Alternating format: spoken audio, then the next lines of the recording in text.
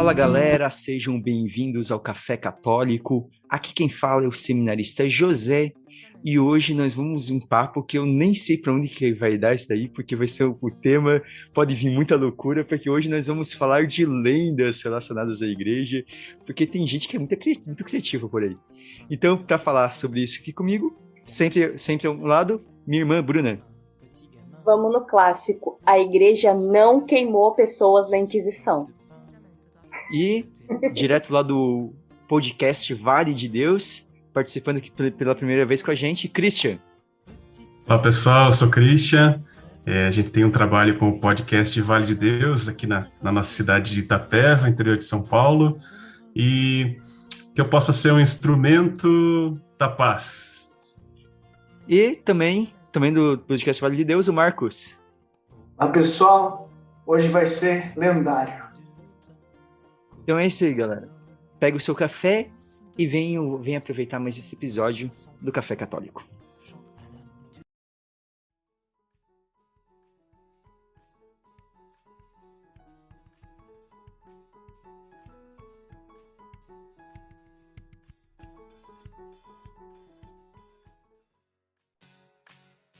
Então é isso. Então vamos começar. Quem quer começar aí trazendo alguma lenda aí que pesquisou, porque legal da gente não conversar é que a gente não sabe o que cada um pesquisou, a gente se surpreende junto. É pra ficar uma surpresa. Eu gosto assim.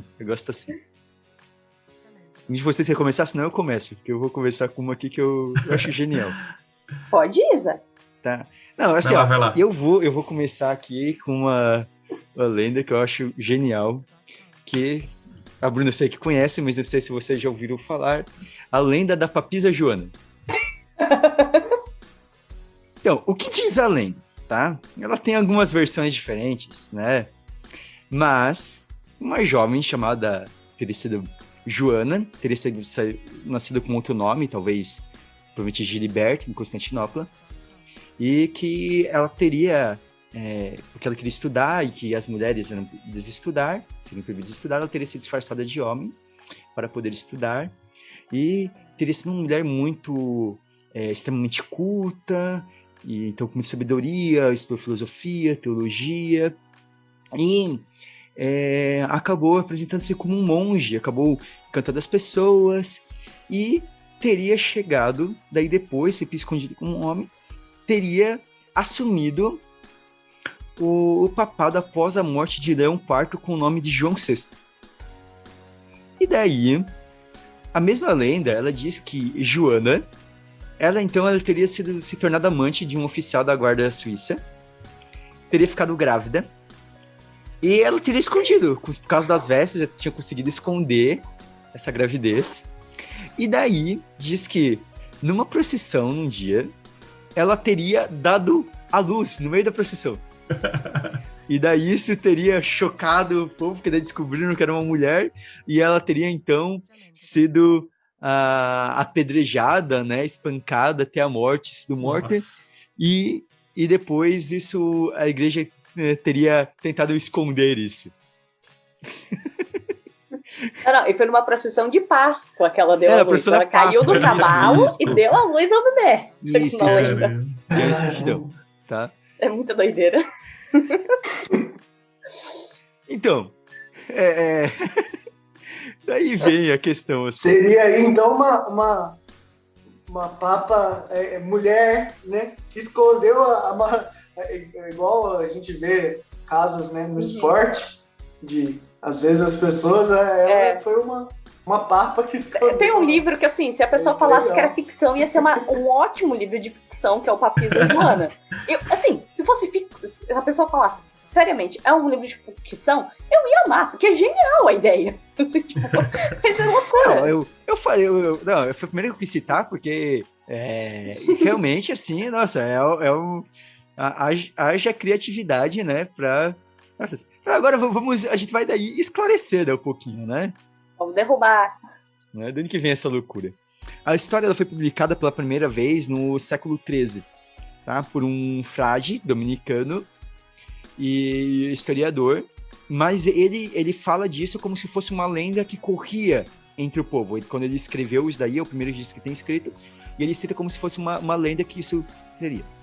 E daí ela volta a ser mais difundida realmente no século XIX, que daí acho que nesse romance que a Bruna citou, que é um romance escrito a Papisa Joana, por um escritor grego. E daí, assim, o que teriam algumas coisas assim, né? Um outro historiador teria dito que o Papa Leão morreu nas catendas também, que teria sucedido por Joana, uma mulher que reinou durante 2 anos, 5 meses e 4 dias. Você tem uma coisinha assim ou outra, você encontra... O problema é que, primeiro, é que as datas não batem. O pontificado de Leão IV, então ele morreu dia 17 de julho de 855, e o seu sucessor oficial, então, da colocar, né? Então, Bento III foi eleito dia 29 de setembro do mesmo ano. Então, assim, tipo, sabe, não dá tempo. Claro que a gente sabe que dá tempo de um papa ser eleito, morrer, e ia ter que eleger outro. Sim. Mas a data ali não fecharia com a lenda. Seria um papado muito curto, né? Pra fazer tudo, conclave e tudo mais, né? Não, e não passava nem pela Páscoa também no período. Não tinha como ter tido na procissão de Páscoa. E sem contar que daí quando você vai encontrando outros escritos que remetem a isso, todos eles vão mudando a data. Daí um diz que aconteceu no século XIII, daí um de repente acontece no século XI, daí acontece no século IX, daí todas essas coisas vão mostrando para que vai dando força pra você ver que é só uma lenda, na real, né? Um outro cara coloca, né, o Stefan de Bourbon, que fala que foi por volta de 1100 o papado dela. Então, assim, tipo, é muito... Qualquer pessoa que estuda o mínimo de história, não falando de historiador não, tá? Qualquer pessoa que leva minimamente história a sério, sabe que pro fato ser real, precisa de muito consenso, precisa ter muita coisa igual em vários relatos pra entrar pra história. E alguns dizem que isso foi muito utilizado depois, principalmente depois da Reforma Protestante, por alguns protestantes, meio que para ajudar a alimentar essa ideia de uma igreja opressora, de uma igreja corrupta, né, por um novo papa, e depois mataram ela, sabe? Daí ajudaram a propagar isso, justamente porque se a história fosse verdade, né, nossa, a imagem da igreja ia ficar bem... ia ser um daqueles pontos assim, né, meio negros da história. Mas não passa de uma lenda, né? E com essa lenda eu posso juntar uma outra que tem. Vai, Bruna. Tem uma outra que daí é diretamente linkada por causa da papisa Joana. Se diz que durante a Idade Média havia uma tradição, um costume, de que quando era eleito um homem para ser o papa, ele tinha que sentar em uma cadeira que tinha um buraco embaixo, e algum cardeal era sorteado para olhar ou apalpar para ter certeza se era um homem. É porque tem duas cadeiras. É um controle agora, fizeram um controle. Porque existem 2 cadeiras no Vaticano, tipo, de madeira com buraco, que até hoje ninguém sabe pra que servia. Na minha concepção, assim, toscamente falando, eu acho que alguém tava querendo inventar privado. É mais plausível. Faz mais sentido. Sim. Faz mais sentido. Você sabe que antigamente os banheiros eram assim, né? Eram cadeiras. Tem na casa dos meus avós uma cadeira com um buraco e a pessoa colocava o pininho embaixo. Sim. Era assim. Não tinha um banheiro, né? Igual a gente vê hoje, de um buraco mesmo num lugar. E é interessante ver essas lendas que isso vai tomando um tamanho, né? E se a gente pensar, a igreja, né, falando da igreja católica especificamente, ela é muito... trata muito bem da sua história, é muito detalhado as coisas, né? Se você for ver documentação, o Codex Vaticanus lá, que é a primeira Bíblia quase que inteira, né, o Novo Testamento, ele é de 325 depois de Cristo. Ou seja, 325 anos depois de Cristo já existia alguma coisa organizada, contando a história certinho. Aí você vai pegar um negócio de 1800 e... não sei, se teve um papa. É um negócio... com cara de lenda mesmo, né? Porque fica muito difícil de ter acontecido e não ter sido documentado, né? Mas de uma assim... forma precisa. Qualquer historiador sério vai colocar que se a igreja está escondendo alguma coisa, é porque está perdido no meio da biblioteca, porque toda biblioteca vai ter uns papel perdido. Não é que tá escondendo, nem a igreja sabe que tá lá. Sim. E tem a questão dos anos também, né? Não sei se vocês já viram a respeito disso, que ficam os documentos de um papa, e aí depois só de... O José deve saber melhor que isso, já deve ter escutado a respeito disso. 85 anos, se eu não me engano, fica aqueles documentos guardados num lugar que ninguém pode ver, ninguém pode ter acesso.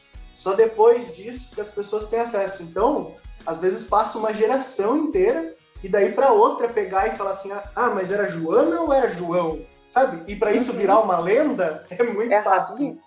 Até por causa desse motivo que o Papa Francisco teve que liberar o acesso aos documentos de Pio XI, né? Pio XI, que foi no período do nazismo, Zé? Sim. Isso. Então, teve que ter uma autorização porque não tinha completado esse período. Mas aí, claro que o Papa que tem, né, a autoridade para isso, ele falou assim, vai. Vamos lá olhar o que tem para poder desmistificar, né? Já entrando aí outra... Corrigindo, é Pio XII. Pio XII, que é sofre as acusações, né? que hoje infundadas já se tem... e que não são verdades, né? Tem que entender todo o contexto, né? E aquela coisa, realmente havia a necessidade, nesse caso, de abrir mais cedo os arquivos, porque... Sim. Eu não sei exatamente um monstro. Eu não sei exatamente quanto período que tem, assim, mas sempre tem alguma coisa assim. Até porque também quando se tratam de documentos mais pessoais e muitos os papas acabam passando por processo de beatificação, canonização. Então, geralmente, para você não correr o risco de uma cultuação, né, sem um culto, sem autorização, então geralmente isso é fechado, só quem pode mesmo vai acessar tudo, se depois investigado, não tem problema, daí é liberado, né, digamos, tudo. E por isso que tem esse controle também com relação aos milagres, né, essa parte de lendas é interessante a gente ver que nos mostra o quanto uma coisa para ser considerada um milagre de verdade, ela é investigada, né, não é qualquer coisa que chegue simplesmente, não, isso aqui é um milagre, né? Tá tudo certo, todo mundo tem que aceitar isso como um milagre. A investigação que é feita tanto da parte científica, para não saber se aquilo é um fenômeno natural, até as coisas de fato, se foi presenciado, se teve uma mão de Deus naquilo, é muito apurado, né? Então, não é um negócio superficial também. Sim, é um rigor muito, muito grande, né? Para que está ouvindo, para entenderem bem, para ser considerado um milagre, ele não pode ter explicação científica, né? Então, aquele resultado ele não pode ter explicação científica. Então, claro que pela fé a gente acredita, por exemplo, que sempre que uma pessoa se cura de doença, a gente acredita que teve um auxílio, uma intervenção divina. Só que se a pessoa estava fazendo tratamento e tinha já uma probabilidade dela se curar, e dela se curou, tudo, isso não vai ser considerado milagre, né? Por isso você está contando com uma canonização, uma coisa. Ele tem que ser algo assim, realmente... que não tem, né? Mas não há mais possibilidade para da ciência, né? Então ele vai além do que a ciência consegue compreender, daí ele pode ser considerado milagre, né? Só para deixar bem claro para quem tá ouvindo, porque nem todo mundo, às vezes as pessoas se perguntam, né? Perguntam o que é um milagre, né? Assim, claro que você, no seu particular, você pode considerar um milagre, sei lá, eu considero um milagre ter tido médico com inteligência e capacidade de me operar na coluna, mas não é nada extraordinário. Né? A gente disse, pela fé a gente acredita na ação de Deus sempre, né? Mas para ser considerado milagre mesmo, né? Nesse sentido, né? Para a validade de uma canonização é assim. O milagre, ele corta o atravessador, né? Vamos dizer assim. Isso, o milagre, ele é aquilo. Simplesmente. Mas a mão de Deus, ela pode acontecer de um médico que estudou bem, né, como disse a Bruna, e sabia especificamente aquela coisa, isso é mão de Deus. Só que é Deus agindo através daquela pessoa, né? Não é... Tanto que tem duas qualidades específicas, né, que nisso daí que ele tem que ser instantâneo e definitivo, né? Então, por exemplo, uma cura, ela tem que ser instantânea e definitiva, para ela poder ser considerado um milagre, né? Então tem esse sentido, né? Se a pessoa volta a ficar doente, então não é um milagre. E se ela foi melhorando aos poucos, não é caracterizado como um milagre mesmo, né?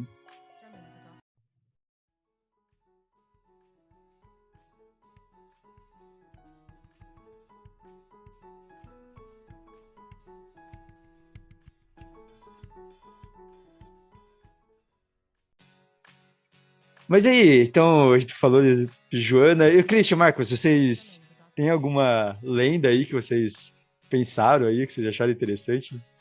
Eu vou trazer para vocês uma lenda aqui da minha cidade. Nós somos de Itapeva, interior de São Paulo. Nós estamos bem próximos aqui do Paraná. Dentro da nossa cidade, a gente tem uma catedral, a Catedral de Santana, né? Inclusive é a padroeira da cidade. Temos uma pintura, um painel gigante, né? na nossa igreja. É uma pintura bem bonita, feita pelo Cláudio Pastro, é o pintor. Nessa pintura, tem, na parte de baixo dela, a gente tem o desenho de uma serpente. É uma serpente, e essa é a lenda da cidade, né? A lenda da serpente, né? É uma lenda bem difundida, todo mundo conhece. A história que a gente sabe é que é uma serpente que ela é bem grande. A cabeça dela fica nessa catedral, né? E ela se estende até as demais paróquias da nossa cidade aqui. Inclusive, a gente tinha uma história engraçada, isso é da época da nossa catequese, que o chão da igreja era meio trincado, assim, e eles falavam, não, ele é trincado porque de vez em quando a serpente se mexe. e aí faz essas trincas aí na parede e no chão da igreja, né? E é bem interessante, essa é uma lenda bem conhecida, todo mundo aqui da nossa cidade conhece essa lenda, e aí trata dessa serpente. E aí, muito, muito mais interessante, quando o Marquinhos falou assim, a gente precisava fazer esse encontro com o pessoal do Café Católico, a gente vai falar sobre as lendas. A gente podia falar sobre a lenda da serpente. Eu falei assim, não, deixa eu falar, porque eu tenho, né, inclusive, propriedade, tenho até um livro escrito sobre esse painel, não sei se vocês conseguem perceber aqui. É bem legal. Vou ver se eu consigo mostrar para vocês a serpente aqui. Talvez o nosso ouvinte não possa ver, mas acho depois, legal de mostrar. Depois você pode mandar a imagem, né? Isso. Deve colocar o nome do livro aí também, que é coisa que quem quiser buscar, né? Vou colocar. Se tiver interesse. Catedral de Santana, Itapeva, painel Cláudio Castro. Bom, vamos lá. Vamos ler o que está no livro, que eu acho legal de dizer, né? Tem uma história, a partir dessa lenda, tem uma história verídica. Dá para dizer que uma lenda é verídica? Tem uma história por detrás disso, e a gente trazendo nessa informação. De acordo com a versão, a história de Itapeva, um padre e a filha de um coronel tinham se apaixonado. Condenados pelos moradores do local e pelas próprias famílias, de acordo com a severa moral da época, o suposto romance causou um tamanho escândalo que a jovem foi enclausurada e terminou seus dias num asilo, e o padre foi expulso. Antes de partir das escadarias do templo, em altos brados, tinha dito que todos evitassem falar mal aos outros, e que a má palavra seria o despertar de uma grande serpente que viveria no subsolo da cidade. E aí, como o povo fala mesmo, né? Surgiu a serpente. Faz sentido ela continuar. A lógica tá aí, Tá. Se ninguém falar, não ia ter serpente. Então, acabou tendo. Não. Como o povo fala e fala forte, né? Fala firme. A serpente tá aí e vive até hoje. Mas é muito legal porque a pintura, né, retrata uma serpente e dentro do corpo da serpente há 7 cabeças, né? Então, a versão dessa pintura é justamente, né, se basear no capítulo 12 do Apocalipse, que fala do dragão de 7 cabeças, que é o Satanás. E aí, quando a gente olha toda a imagem, ele fica por debaixo, né? E acima dele está a catedral carregada pelo bispo. Então, é uma pintura muito bonita e muito expressiva que tem na nossa cidade. E aí, a nossa lenda da serpente. Que legal. Então... Eu até procurei a imagem, que quem quiser procurar, a gente pode colocar, talvez vai colocar no Instagram, mas se procurar no Google ali, painel Catedral Santa Ana, tu consegue ver a imagem ali, a serpente chamada do painel. Mas, pô, então ali tem que cuidar pra serpente não mexer. Não se mexer, né? Não se mexer ali, senão derruba tudo, né? Sabia que quando eu tava pesquisando, eu acabei lendo em algum lugar que tem uma lenda bem parecida em Belém disso daí também. E que algumas pessoas acreditam que tem que fazer o Círio de Nazaré todos os anos, porque se não fizer o Círio, a cobra vai se mexer e vai derrubar a Belém inteira. Que a cobra Gente, ficaria... por isso o Círio de Belém? Não, algumas pessoas, não é por isso. Mas algumas pessoas dizem que a cobra fica no trajeto, porque é entre o santuário, né? E um outro local que eles saem do local. E que daí a cobra ficaria justamente naquele trajeto. E se não fizesse não fizer o Círio todos os anos, daí a cobra se mexer e a cidade de Belém inteira vai desabar. Nossa. Isso vira desculpa para a administração pública, né? Fala assim, abriu um buraco aqui, então... É a serpente. Vocês não estão rezando direito, gente. Não, aqui o negócio é um pouco mais simples, né? Se o povo fala mal, a cobra se mexe e abala as estruturas da igreja, né? Então, a gente tem que fazer uma campanha para o povo parar de falar mal da vida dos outros aqui da nossa cidade para a serpente ficar quietinha, né? O padre pode chegar e falar, viu, ó, se você reclama depois que a igreja aqui tá bem acabada, aí, ó, não para de falar. Eu preciso fazer reforma todo ano daí. Então, Bruna, quer trazer uma lenda aí? Sim, então, eu li muitas, mas se tiver tempo a gente comenta demais, mas eu escolhi uma específica. O da Bíblia do Diabo. Que é o nome arqueológico, né? Que é o Codex Gigas. E que é um livro que existe de verdade, tá? Antes que é um grande mistério dos historiadores, porque ninguém sabe da onde veio esse livro de fato. E também tem um problema, assim, tipo, de como... Tem uma lenda de como ele teria sido produzido, né? Então, segundo a lenda, um monge beneditino, ele quebrou seus votos monásticos e foi condenado a ser emparedado vivo. Já começa por aí o absurdo, mas tudo bem. E daí, pra ele, né, no desespero de escapar dessa condenação, ele prometeu que ele conseguiria criar um livro que glorificaria o mosteiro. E, tipo, então, tiraria a ofensa que ele causou ao mosteiro. E ele, então, se propôs a escrever a Bíblia inteira, né, transcrever a Bíblia inteira em uma noite. Aí, chegando perto da meia-noite, ele percebeu que não ia dar certo. Que ele não ia conseguir, né?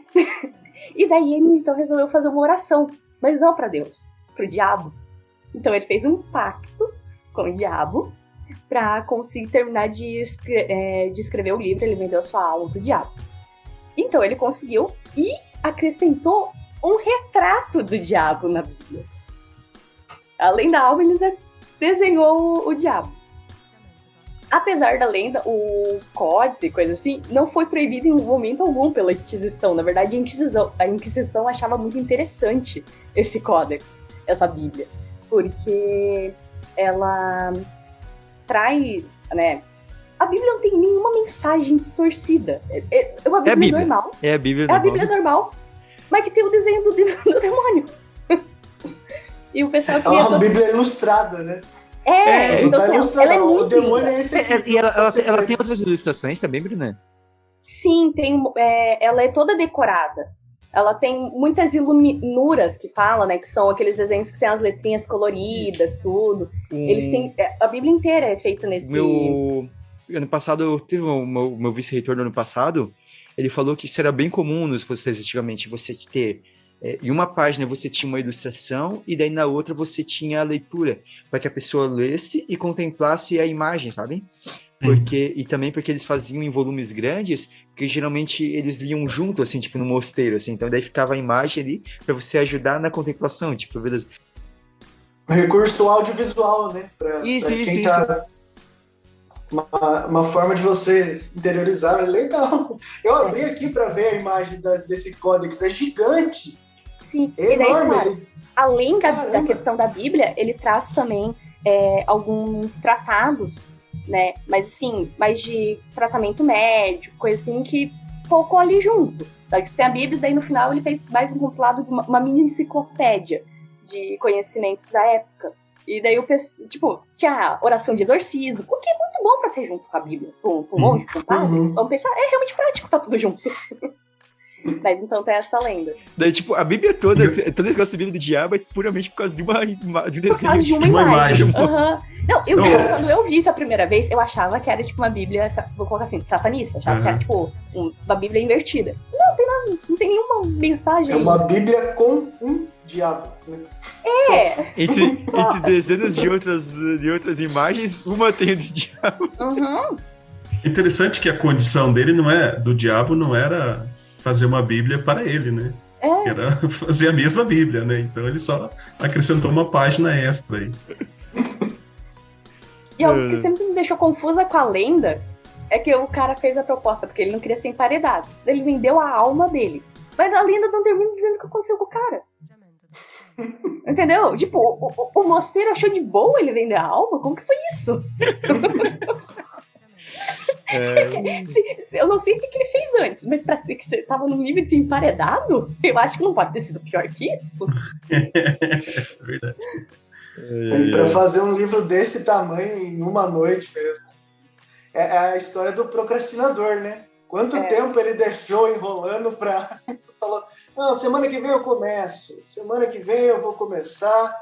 Aí isso a gente pode extrair de lição pra nossa vida, né? Às vezes a gente fica jogando as coisas pra frente, vai tentando... falando, não, mais pra frente eu dou conta. Mas quando chegar na semana da prova, daí eu estudo e arrebento. Dá tudo certo. Tranquilo. E a vida não é assim, né, gente? Aí nem o diabo vai te ajudar muito. Provavelmente, então, na verdade, né? o que a gente tem dessa Bíblia é que ela é uma Bíblia normal, só que daí as pessoas se espantam porque tem uma imagem de demônio que deve ter um sentido. Sabe o que é melhor? Né, que deve ter um sentido. Mas é o famoso, né, dar aquela distorcida nas coisas que vem do passado. Mas sabe o que é melhor? Que? Eu acho que a questão foi o tempo mesmo. Eu acho que se tivesse mais tempo, talvez saísse uma Bíblia com mais páginas sobre o diabo, né? Como ele só tinha uma noite, saiu só uma página para ele, né? Eu acho que é provável que ele nem tenha feito em uma noite só, né? Não. Não, impossível. Não, ele não fez em uma noite, né? Essa é a lenda, né? Os peritos, na análise durante séculos, sempre é reanalisada, diz que pela questão de datação, coisa assim, aquilo ali foi um trabalho de 20 anos, no mínimo, sabe? Porque o que está escrito no começo tá bem... Tipo, tem toda a questão de quando que foi o papel, tem toda uma outra característica. Eu acho que ele ia ser emparedado, Bruna, porque ele não estava terminando logo. Porque falaram assim, viu? Não dá a função de você fazer uma Bíblia aí. Daí ele falou assim, tô com o prazo meio curto, aquele pedreiro que fala assim, né? Não, tô com o prazo meio curto aqui, peguei umas outras Bíblias para fazer, mas eu venho aqui no final do dia e faço aí 10 páginas por dia tranquilo. Só que não deu, né? E se alguém quiser um dia ver a Bíblia do Diabo, tem que ir para Estocolmo, porque ela tá na Biblioteca Nacional da Suécia, hoje em dia. Parafraseando uma antiga liderança política, né? Quem sabe o cara chegou lá e mandou, não, vamos deixar a meta em aberta, quando a gente atingir a meta, a gente dobra a meta. E foi mandando ali, né? Foi mandando. Depois a gente dobra. Não, mas quando vai terminar? Não vamos se preocupar com isso. Deixa eu rolar. É igual o Leonardo da Vinci, que tinha muita história assim, né? Leonardo da Vinci é muito de não terminar os quadros, tanto que ele ficou com alguns quadros famosos. Ele não entregava, né? Ficou com ele, boa parte, não entregava.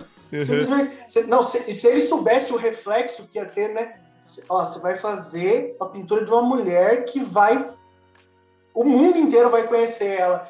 Ele ficava, mas foi uns 20 anos para ele fazer a Mona Lisa do jeito que tava, e dizem que não tá acabado ainda, né?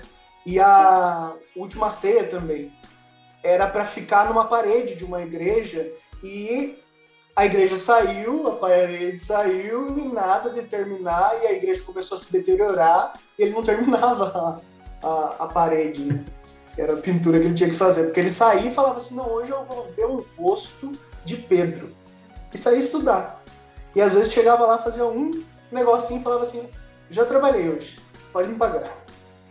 É porque esses caras na época ali, tanto ele, o Michelangelo tinha muito disso também, porque eles não recebiam por obra, eles eram contratados e eles ficavam recebendo enquanto eles estavam fazendo. Era por dia. O Michelangelo tem um negócio também assim, de que ele foi contratado para fazer um tipo, eram 40 estátuas que era pra ele fazer e, tipo, ele fez 5, 6, sabe? Tipo, de 40 estátuas que era pra ele fazer, assim, que ele foi contratado. Porque, daí ia fazendo ali, ia deixando. E na Capela Sistina tem uma lenda que eu acho que é mais provável que tenha realmente acontecido. Que ele pintou um dos padres que ficava incomodando ele, acelerando, aqui, cobrando o prazo, ele pintou o padre no inferno. Não assistindo. Tem esse negócio. Esse aí eu acredito. Essa é uma lenda que eu acredito. Não, que era o Papa. Era o Papa, não o padre. Era o Papa, não sei. Teria sido o Papa. Teria sido o Papa da época. Pintou a cara no inferno. E isso eu acho bem capaz de ter feito mesmo. Porque a Capela Sistina, isso daí é algo que várias pessoas falam, tipo, na verdade era pra ser um negócio temporário só. Era só tipo, faz uma pintura aí, porque depois a gente vai fazer uma reforma e a gente faz um negócio mais sério. Só que daí ele foi lá... A gente vai pintar por cima. Só que ele foi lá e caprichou, sabe? É que era o Michelangelo que tinha pegado... Não, o cliente não sabe o que quer. Eu que sei. Eles tinham... Todos esses artistas da época tinham um pouco dessa vertente. Eu que sei. O Michelangelo tem muito isso, ele faz isso com a estátua de Davi, que reclamam que o nariz tá errado. Daí diz que ele vai com um pouquinho de... Ele pega um pouco de pó, assim, vai ali, ele vai e finge que bate no nariz, solta do chão. Fala, agora ficou bom. Cara, tá perfeito. Daí ele te mexe na mão. Mas tá, vamos... A gente tá expandindo aqui pra outras lendas. Mas bem que também tava em relação com a igreja ainda, né? Tema ainda. Capela, tema...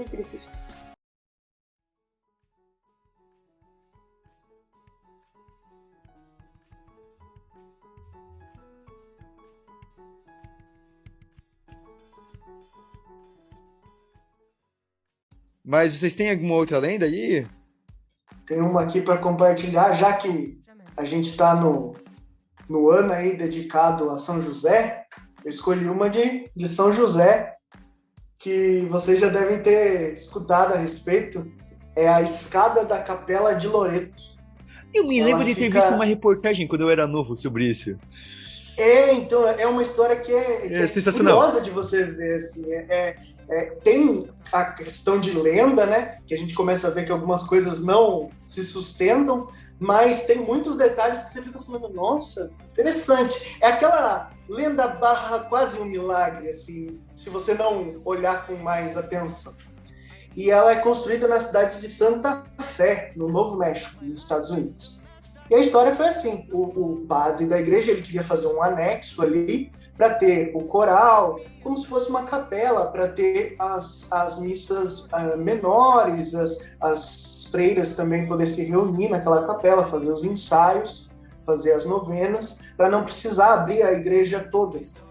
E aí ele chamou um arquiteto francês, é conhecido, um cara que projetou, é Antônio Moulay.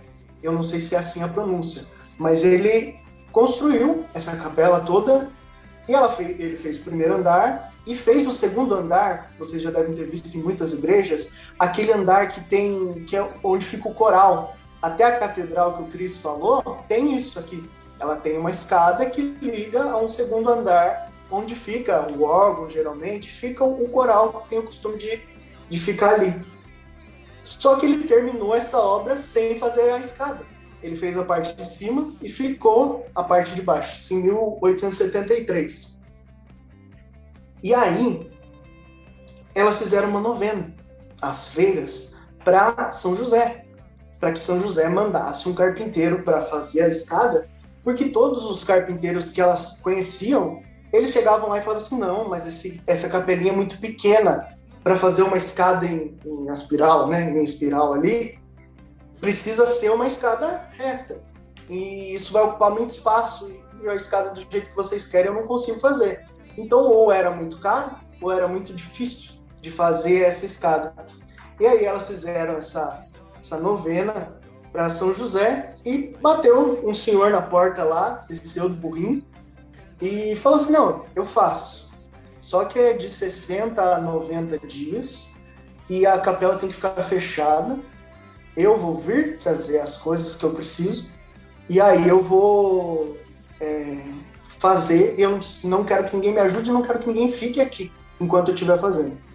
Aí, entre 60 e 90 dias, cada lugar que você procura fala um período específico, ele fez essa escada. E essa escada, ela não tem corrimão, ela não tem pilar de sustentação central. Quem já viu uma escada em espiral sabe que tem um pilar central que faz a sustentação dela, e ela não se sabe como ela ficou firme, ficou fixa naquele lugar. Tanto que depois de anos, por medo, eles acabaram construindo uma estrutura metálica em volta dela. Tanto que se você procurar hoje, você vai ver como ela está agora, com essa estrutura metálica em volta, de medo dela cair, de acontecer alguma coisa, mas ela nunca caiu.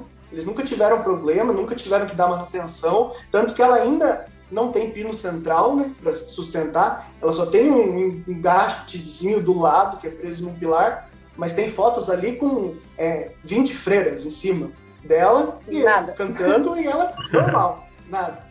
Aí tem aquelas coisas que a gente vai Já fé também, né? Sim.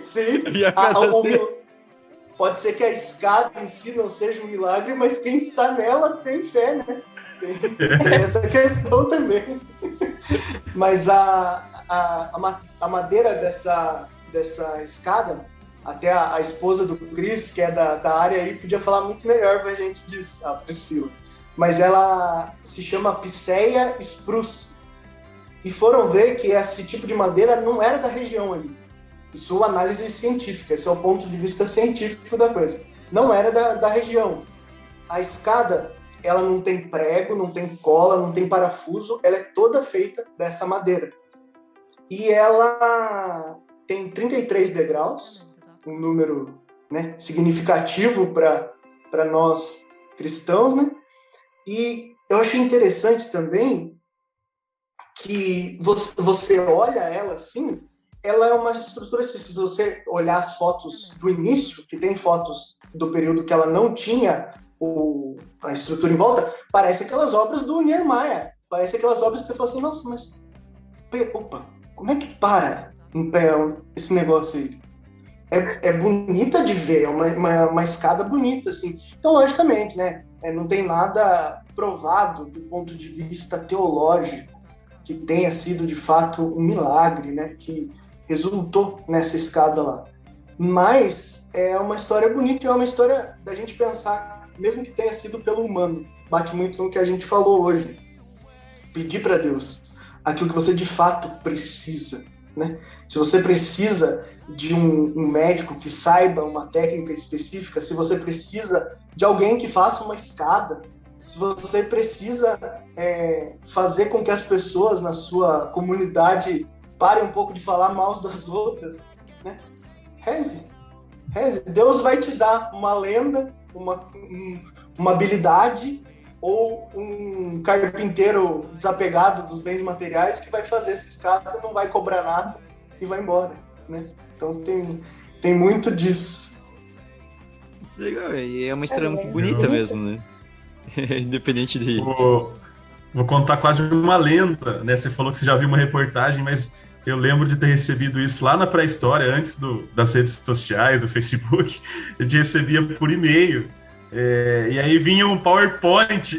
Eu falei reportagem, para deixar bem claro, foi pra história mesmo, porque assim, eu vi uma reportagem no Fantástico. Eu não assisto TV há uns 10 anos, pelo menos, eu assisto TV. Eu era adolescente ainda quando eu vi essa história. Só que eu tenho isso na minha cabeça, assim, meio... Não lembrava os detalhes, mas eu sabia da história da escada. Eu tenho uma curiosidade, não é uma lenda, é algo, assim, que realmente aconteceu, né? É lenda daí, tipo, por exemplo, a questão dos testemunhos do que o Papa teria falado na época ou não, mas o que aconteceu de fato. Existem muitas bebidas que a igreja tem um pouco a ver, né? Então, por exemplo, o vinho, que é muito característico, a igreja católica, né? Tem um pouco a cerveja, tem santo padroeira da cerveja, da bênção anual da cerveja. E tem uma relação da igreja interessante sobre o café. Porque o café era visto como uma bebida de pagãos. O café vem dos árabes, né? E era uma análise que os árabes perceberam que as ovelhas, os animaizinhos comiam esses grãozinhos e ficavam muito animadas, com muita energia. E daí eles resolveram, né, também pegar os grãozinhos e começaram a preparar a bebida. E quando essa bebida chegou, então, em Roma, o pessoal falava muito disso, que era uma bebida dos pagãos, E tinha toda essa discussão. Até que levaram pro escritório do Papa Clemente VIII. Levaram pro Papa experimentar a bebida. E daí diz que ele falou o seguinte, né? Que daí é a lenda que ele teria falado isso. Mas ele fala o seguinte: essa bebida do diabo é deliciosa. Deveríamos enganar o diabo ao batizá-la, pois é uma bebida boa demais para deixarmos nas mãos dos pagãos. Muito bom, muito bom. Sensacional. Sensacional. Assina embaixo. Esses dias eu fiz uma arte para colocar no Instagram do Vale de Deus, que é com Deus e café, tudo é possível.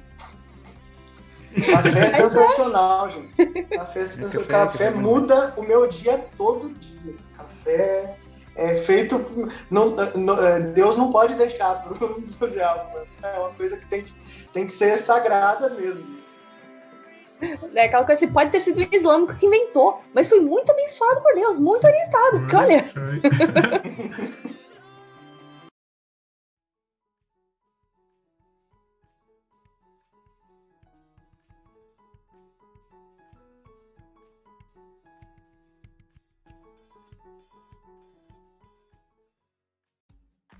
Então, trazer assim um negócio muito doido, porque eu tentando pesquisar umas coisas, eu achei uma coisa assim, que eu ri muito quando eu li. Algum de vocês aqui alguma vez já foi ligando um pouco alguma coisa de ufologia, de extraterrestre, alguma coisa assim? Tem curiosidade de ler, assim, só? Uma coisa... Eu acho legal, acho curioso. Era uma coisa que eu tinha muito medo, muito medo. Eu não tinha muito medo das coisas, mas eu tinha muito medo. Mas aquele autópsia do Fantástico, alguém se lembra? Aquilo da me área perturbou 52, ET da área 52, né? Lá Isso. Roswell. Aquilo me perturbou muito. É porque eu descobri que tem pessoas que dizem que teve um papa que teve contato com extraterrestres. Tem pessoas que afirmam que o Papa João XXIII teve contato com extraterrestres. Né? Porque, assim, tudo remonta, porque a única coisa mais próxima disso que tem de oficial é porque o Papa João XXIII, uma vez, ele falou que não seria impossível Deus ter criado vida inteligente em outros planetas. Porque, afinal, Deus é Deus, ele faz o que ele quiser. Então, realmente, sim, quem a gente pode dizer que não pode existir? Deus quer criar, ele cria vida inteligente e pronto. Né? Uhum. Só que daí, em torno disso, se criou toda uma teoria de que teriam coisas no diário dele e que ele teria, tipo, profecias e que, tipo, relacionam com ETs e que ele teve contatos e que ele saberia, assim. Tipo assim, é bem maluquice, assim, nem tem, tipo, tantos detalhes, assim, porque é um negócio bem, bem doido, assim, bem exagerado, assim. Mas, cara, quando eu li isso daí, eu ri tanto, sabe? Porque cara, o Papa João XXIII teve contato com alienígenas, segundo algumas João pessoas. 23. Então, João 23, além de ser acusado de ser maçom, um escambau A4, que o pessoal tem uma loucura com isso em relação a ele, ainda era aliado com os alienígenas. Ele não tinha uma fama muito boa, né? Coitado. Ele não sabia, ele não quis, ele não fez um marketing legal, né? Pra fora, assim, né? É por isso que eu gosto de consumir coisas de ufologia, porque eu me sinto normal. Eu vejo que eu tenho eu tenho em sã consciência. Não preciso, não sou maluca. Eu brinco com isso bastante com os meus alunos, né? Eu sou professora de geografia, e daí eu gosto muito de trabalhar com as crianças. Vou falar criança, mas é tipo 11, 12 anos, né? Que eu trabalho. E daí eu sempre desafio eles a trazerem, tipo, as coisas malucas. Então, tipo, por exemplo, terra plana foi altamente discutido na minha aula. Nossa. Sabe? E as crianças trazendo argumento, sabe? Tipo, tentando, assim, a questão lógica, pelo menos se alimenta na questão lógica. E foi ali tudo, e daí eu consegui mostrar pra eles que realmente a Terra não é plana. E também desmistifiquei que a Igreja Católica acreditava que a Terra era plana. Porque o pessoal tem uma loucura que acha que, assim, o pessoal que vai interpretar a Bíblia de um jeito aleatório, jeito sozinho ali, tipo, nossa, eu sou o Bananã e eu tenho a capacidade de interpretar a Bíblia sozinho, sem ter mínima de orientação de outras pessoas. E que vão afirmar que na Bíblia diz que a Terra é plana. Só para trazer mais detalhes sobre a questão do suposto encontro do Papa João XXIII com alienígenas, eles dizem que, digamos, um documento, assim, que seria, né, que eles dizem que teria um assistente dele que teria dito, né, um dos assistentes, é sempre assim uma coisa genérica para você não saber quem é, que apareceu uma nave espacial e perto de Castel Gandolfo, né, que é a residência papal, em 1961.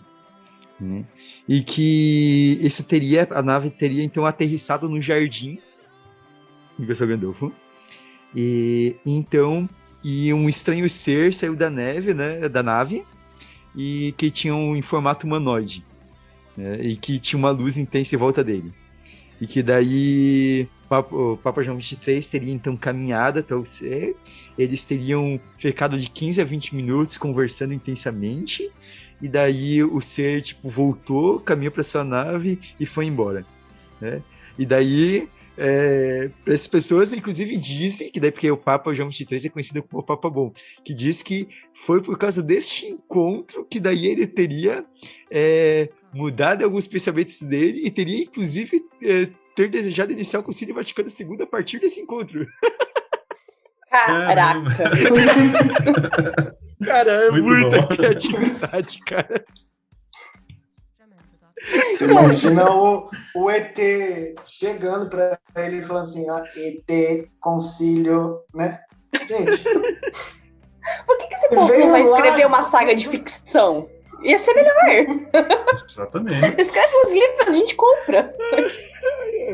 é absurdo, né? Tem umas coisas dessas de lendas que você começa a olhar e fala assim, não, gente, faltou um pouquinho, sei lá, ou na aula da Bruna de geografia, ou na aula de história, ou na aula de... Faltou alguma aula aí, bastante. Eu lembro, a Bruna falando, eu lembrei de uma lenda também que falam que a igreja ensinava que os dinossauros, né, não sobreviveram porque chegaram atrasados na Arca de Noé.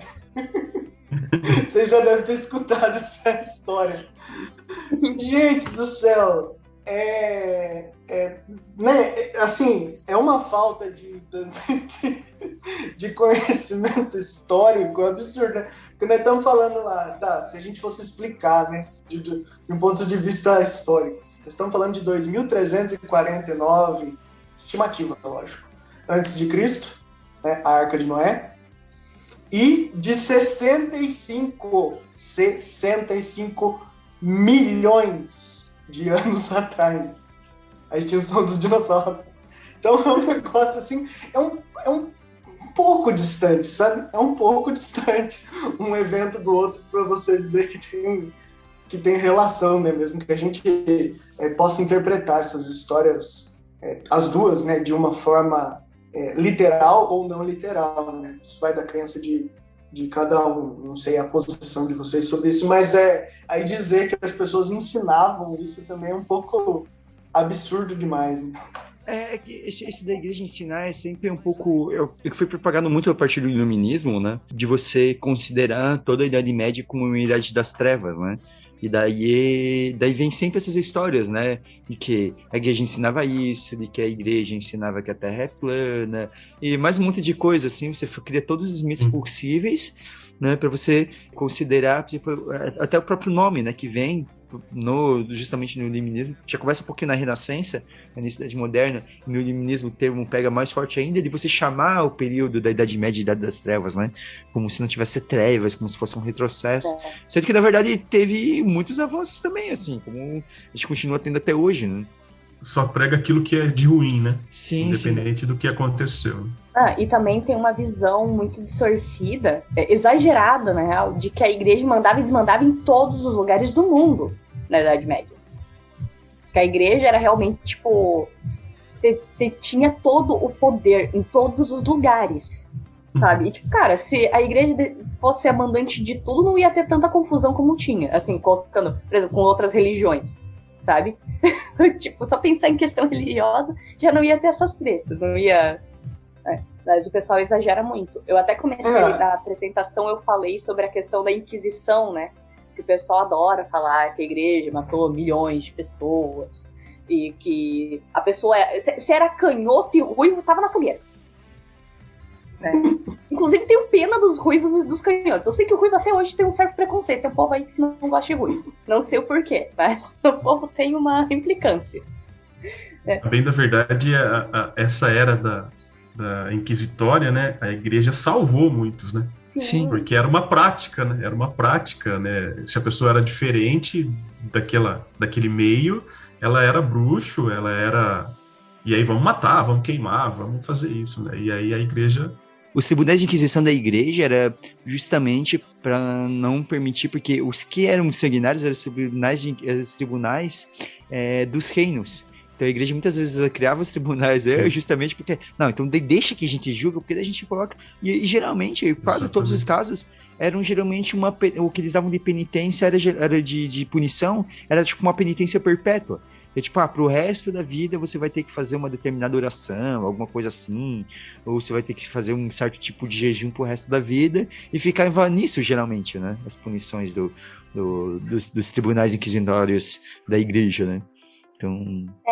É porque no Essa é uma período lenda em também. que começou a questão da Inquisição, o período em que teve início, se passou a olhar o direito romano, né, o Código de Justiniano, como uma ofensa capital, como se fosse algo errado. E a igreja falou assim, não, peraí, isso aqui a pessoa ter direito à defesa? É bom, é importante.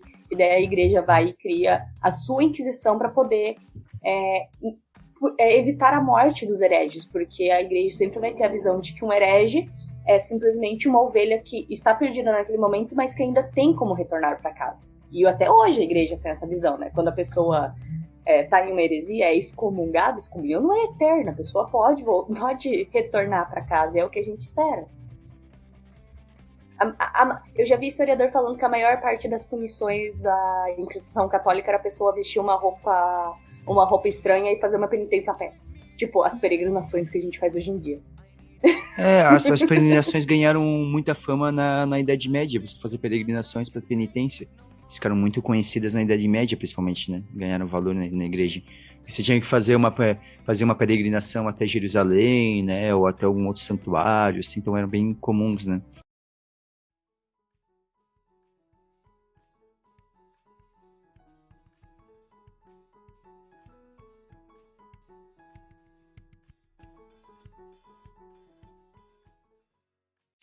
Marcos, Christian, aproveitar que vocês estão aqui, vocês podem falar um pouquinho, né? Vocês têm um podcast, né? Vale de Deus, como eu falei lá no início. E queria saber de vocês, assim, um pouquinho, como que surgiu a ideia de vocês fazer um podcast? Surgiu a vontade aí de fazer? Beleza, obrigado, José. Essa reclusão, né?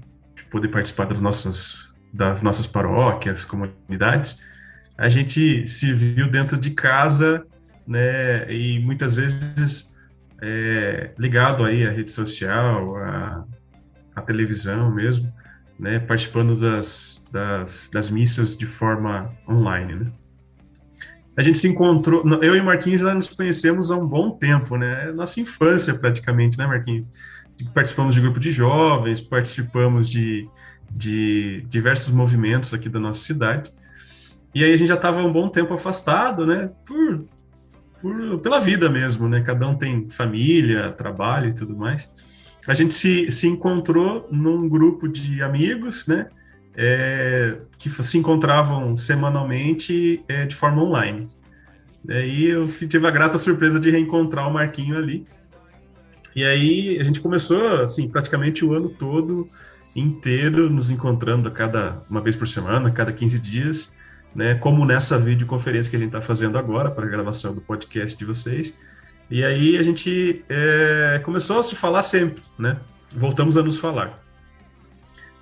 Aí começou a voltar, né, presenciar os nossos trabalhos, a gente começou a tocar na missa novamente, chamamos o Marquinho, né, e mais alguns amigos. E aí, conversando informalmente com o Marquinhos, falei, cara, a gente podia conversar, gravar algumas das nossas conversas, porque as nossas conversas são muito boas, né?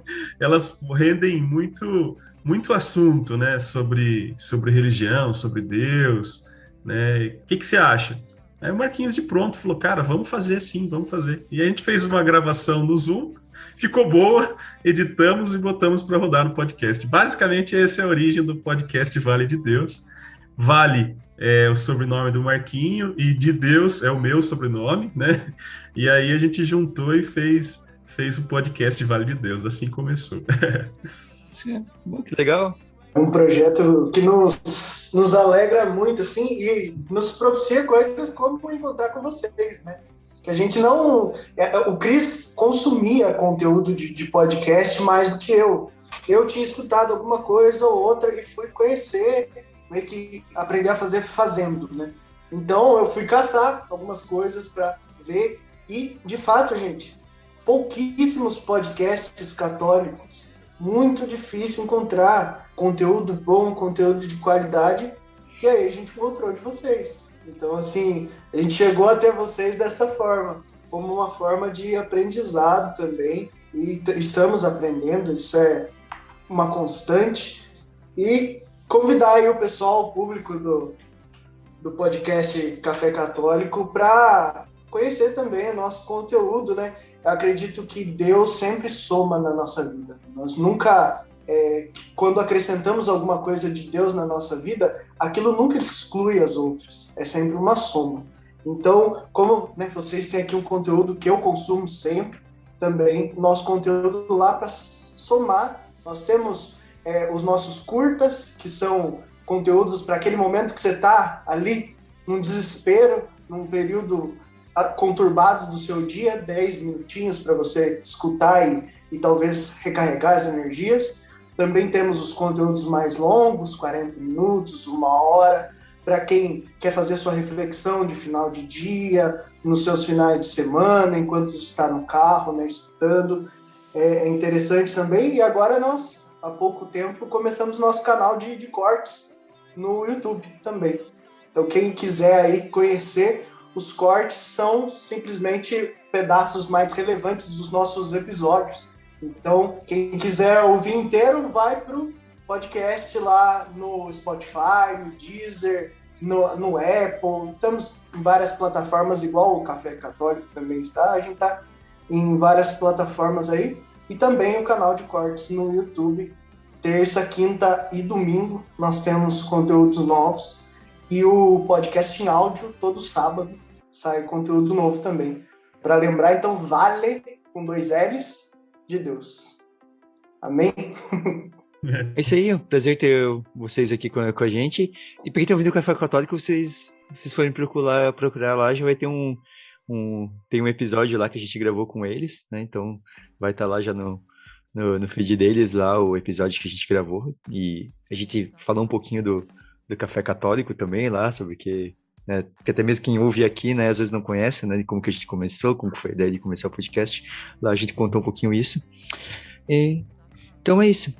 E agora vamos então para as nossas dicas culturais. Vamos começar com você, Christian, que você tem aí para sugerir para os nossos ouvintes. Pode ser qualquer coisa. Olha, muito legal. Vou dar uma sugestão de livro. As Grandes Mentiras sobre a Igreja Católica, desvendando os mitos sobre o catolicismo, Alexandre Varela e Viviane Varela. Acho que talvez já devam ter lido um pouquinho sobre o que a gente falou da Inquisição, eu retirei daí. Então, na verdade, é um bom conteúdo para que a gente possa entender um pouquinho mais sobre a nossa igreja. Eu acho que faz parte e é importante para cada católico entender, para que a gente possa resolver os nossos questionamentos. A gente falou um pouquinho sobre isso, né? Então, a gente tem diversos questionamentos e eu acho que o questionamento é importante, porque quando eu vou buscar a resposta, eu posso aumentar a minha fé com isso, né? Acho que a ideia é essa. Essa é a minha dica. Marcos, a sua dica? Só quem acompanhou as redes sociais do Vale de Deus essa semana deve ter percebido que eu estou fixado em um conteúdo que se chama The Chosen, uma série, acho que todo mundo conhece, que é mais do meio religioso, mas para quem não tem tanto né? Quiseram fazer a história de Jesus do jeito certo, né? Resumidamente, é uma série sobre como foi a escolha, né? São os escolhidos, né? The Chosen, e é contando a história de Jesus com qualidade de Hollywood, né? O negócio, quem assistiu aí já sabe que é qualidade de Netflix, é qualidade das séries que a gente costuma assistir de conteúdos não religiosos. Agora existe um conteúdo religioso nessa qualidade. É emocionante, assim, eu acho até interessante comentar que o ator que faz, né, o papel de Jesus ali, ele tem um magnetismo que, quando ele aparece nas cenas assim, é mão de Deus isso. A gente não consegue explicar de outra forma e realmente é um conteúdo que vai agregar muito para nossas vidas, com certeza. Para quem quiser curtir aí, The Chosen. Beleza, obrigado. Bruna, sua dica? Então, reforçando a primeira dica é escutem Vale de Deus, é muito bom mesmo. Segunda dica, eu ia falar do livro, mas o Christian já falou. Mas também, também a gente já indicou o livro mais de uma vez, e é realmente muito bom. E os outros 2 livros do casal também é bom, que é As Grandes Verdades sobre a Igreja Católica e o Sagrada Família. E eu vou dar uma terceira dica daí. Então, e a minha terceira dica vai ser algo mais cultural. Todo brasileiro conhece a música Evidências, do Chitãozinho e Chororó. Mas todo mundo que tem ali 24, 25 anos, um pouquinho menos, um pouquinho mais, teve aquela fase, assim, todo mundo viveu coletivamente, do emo-core. E existe uma combinação que a MTV e o Estúdio Coca-Cola em 2008 fizeram, e eu descobri só esse ano, eu descobri essa semana, que é a junção, então, da dupla Chitãozinho e Chororó com a banda Fresno. E é muito bom. Tem tanto a música Evidências e outras músicas da dupla sertaneja, como músicas também da banda Fresno, cantadas no estilo do sertanejo e às vezes colocando o Chitãozinho e Chororó pra cantar rock. Então, tipo, é muito legal. É muito bom mesmo. É muito bom. A minha dica, então, ela tem uma ligação com o religioso, mas ela não é algo religioso em si, né?